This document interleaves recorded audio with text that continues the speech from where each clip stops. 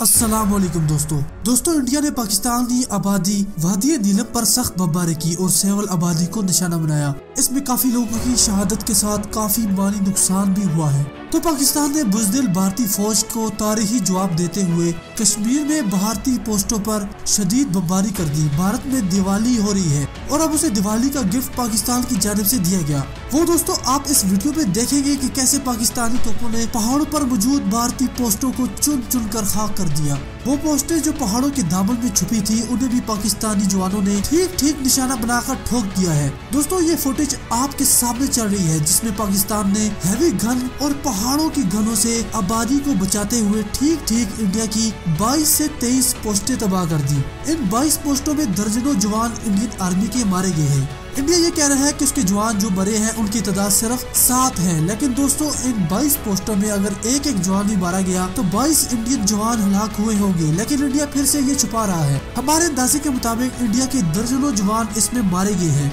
कश्मीर में मुजाहिदीन ने Indian army पर फायरिंग की जिसमें मुख्तलिफ जगहों पर 7 जवान मारे गए हैं। तो इंडिया ने पाकिस्तान पर इल्जाम लगाते हुए पाकिस्तान की नीलम आबादी पर हैवी फायरिंग की और मासूम आबादी को निशाना बनाया, जिसके जवाब में पाकिस्तान ने इंडिया को दिवाली का गिफ्ट दिया और 22 पोस्टें तबाह कर दी। दोस्तों इंडिया की फायरिंग में उनकी माता भी मारी गई है। ये आपके सामने जो फुटेज चल रही है ये गाय वादी नीलम में इंडियन फायरिंग से मारी गई है और जिन फौजियों ने इस गाय को मारा ये उनकी माता थी। दोस्तों एक बार फिर आप इस वीडियो को देख लीजिए।